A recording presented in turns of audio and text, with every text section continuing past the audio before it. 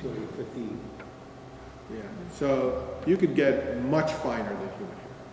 Well, we can actually measure it, right? I mean, we have a calipers. Anybody wish to donate a hair? No volunteers. You got more than most of them. I'm not giving up any hair. Oh, here. We're not pulling it out. All right, So so we're in millimeters. So this hair right here, 50 microns. So you can get down to 10 times smaller than that. So that human hair is roughly half a thousandth of an inch. No, 50 microns, yeah, something. 1/20th, no, it's about 2,000. 2,000. Yeah, and that's pretty fine hair. My hair here would be a little bigger. I'm not doing anything. I think in thousands. I used to work on cars, and you set clearances using thousandths of an inch. And it's easy to think. my hair's thin. Microns. And your hair's thin. Okay, so stereolithography is you have a resin and you have something that activates it locally and mechanisms to handle it. Then there's the bed. There's the powder machines, and they come in two flavors. That are what are called powder bed machines, where you have a very fine powder, like a talcum powder almost. It could be different materials. Could be plastic, could be wax, could be metal. Could be organic materials, like bone meal. Okay? And then you have some way of clumping those grains of powder together in a specific area, one layer at a time. And those mechanisms could be chemical, like what amounts to superglue, or they could be thermal, like with a laser. So for example, there's a group of machines called DMLS, direct metal laser sintering. And they have a metal powder, and you swipe a laser across them, and the clump and the little grains of metal powder in certain areas clump together, okay, in a loose kind of formation, and then you bake it and sinter it together, things like that. And then there are powder feed machines, where in a powder bed machine, the powder is kind of stationary, and the gluing mechanism runs around it. In the powder feed machine, the laser is kind of stationary, and the powder is fed past the bead through some high-speed gas flows and nozzles and whatnot. They're kind of cool. The interesting thing is that they all require a lot of money. The interesting thing is that they require very powerful lasers. Just to give you a clue, a common laser pointer, if it's half a watt, it's astoundingly bright. Okay? Consumer grade little laser cutters and engravers will typically have a laser that's maybe 40 or 50 watts. A good industrial grade laser cutter that can go through half an inch of plywood or thin pieces of aluminum will have about 150 watts. 200 watts is a really good one.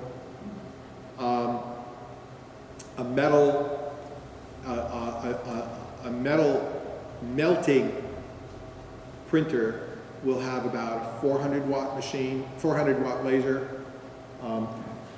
After 500 watts, folks in dark suits and ties, mirror sunglasses, and no sense of humor start knocking on your doors and asking funny questions about why you have a weapons grade laser in your building. Okay, so you start messing around with metals and lasers and whatnot, and all sorts of strange people start paying attention to you. But you can actually build really cool things. You can build jet engines.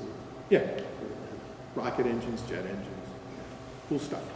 So typically the way that this happens is you let somebody else own the machine and talk to the guys without the sense of humor, okay? And you pay them to make the parts for you. In particular, there are companies that do that. There's one called Shapeways, which will make things out of stainless steel for you. They're just a little on the expensive side. And the reason why is, unfortunately, you don't have this page, but I will tell you. I'll basically at the end of this, what I can do is I can email everybody this presentation so you can have it too. This is probably a good time to talk about how these machines compare, because it'll become pretty clear. So I have a table here. You guys can come around and look at it, but I'll just read it out for you. So I have like the features that you can compare on, and then the kind of machines. So first thing that's kind of interesting is the cost of the machine. In the consumer category, FDM machines go from about $250 for a kit that takes a couple hours to assemble, like this machine, to maybe about $3,000 for a sort of top-of-the-line consumer machine. SLA machines at the very bottom of the barrel start at about $2,000, and in the consumer space top out at about $5,000. Plastic powder laser machines start at about $7,000, and for machines that print tiny little things, targeted towards the jewelry industry and the dentists, the dental industry, and can go to hundreds of thousands of dollars. Metal machines don't, the smallest metal sintering machine I've ever seen is about $40,000, is going to come out in about 6 months. Sort of the enterprise grade machines, like the machines we build here, start at about $5,000 for FDM and go to about $250,000 for the top end machine. SLA resin machines go from about $15,000 to about $150,000. Plastic SLS machines go from about $25,000 to $250,000, and metal SLS machines go from about $40,000 to about $1.5 million for top end machines. So as you can see, FDM machines are much more accessible to an average human being, but the trade-offs are that the parts you can make on them are not very strong. They're just plastic for now. And the finish and detail isn't magnificent. And there are some other limitations. Like, for example, certain shapes are very hard to print on an FDM printer. When we talk about advanced topics, we'll talk about that. Okay. SLA machines are still accessible, although they're quite expensive. And the part strength is abysmal. They're really not very strong parts, but they're really pretty. You can make really fine finish, very fine detail.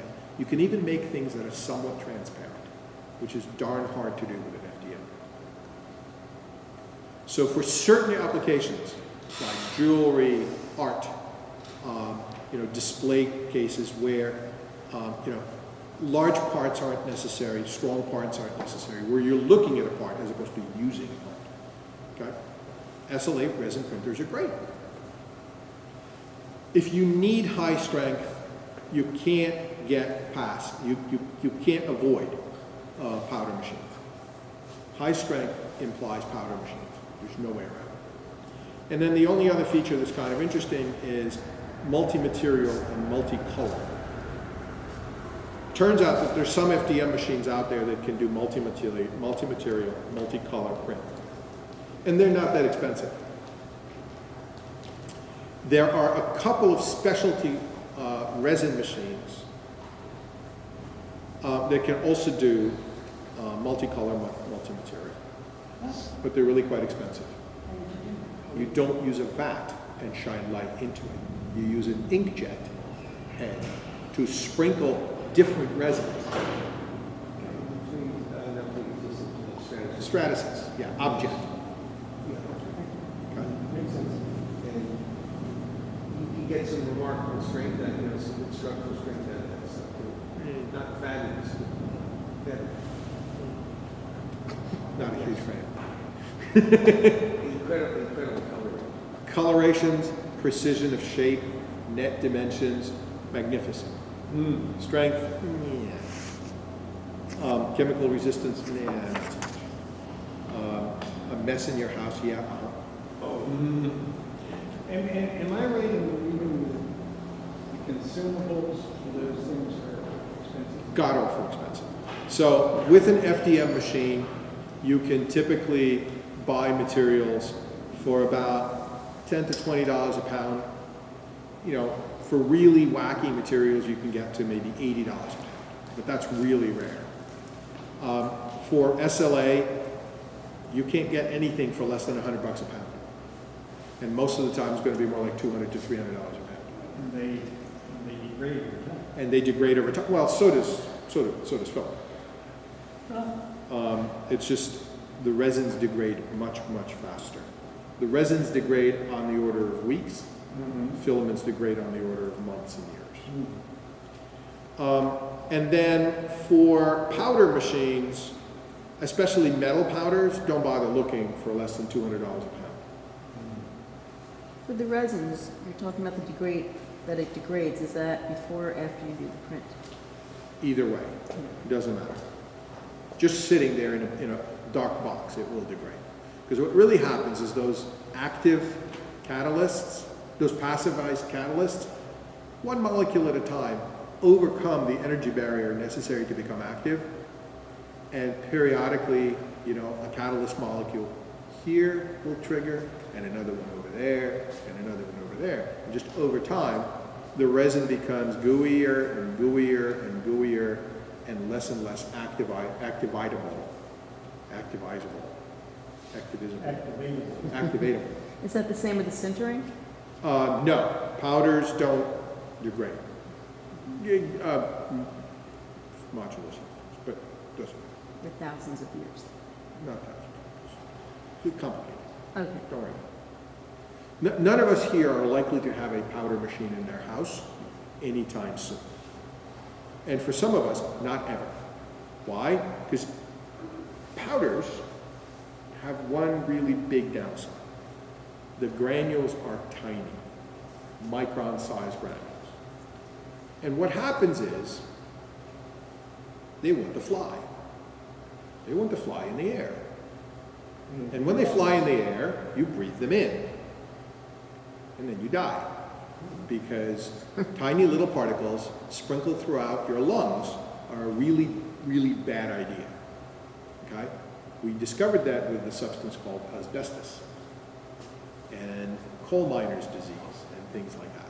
So you don't want to be breathing those powders. So in order to have a powder printer, what you have to do is wear a bunny suit with respirators and positive pressure and have, you know, micron-sized filters in your air on your air conditioner. It's just not something people are going to do in their house.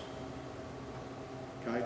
So when you spend, you know, $200,000 on a machine, you're then going to spend another $50,000 to $100,000 a year on making sure that the people who use the machine don't die right away. Okay?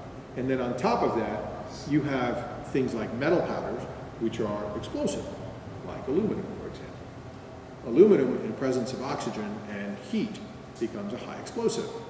So if you're going to print things with aluminum, not only do you have to make sure that the people don't breathe it in, you have to make sure that there's no oxygen anywhere near it. So you end up with these huge vats of liquid argon and liquid nitrogen and liquid helium, just to flood the area with inert gas, so that when you take that aluminum powder and shine 400 watts of laser power into it, it doesn't just go kaboom. Okay, so like I said, metal powders and even plastic powders are unlikely to become a consumer kind of a machine anytime soon. Okay, I believe we've come to a reasonable place for a break. So let's have a few minutes. Let's walk around, ask questions, drink some tea, and then we'll resume in a few minutes. Okay?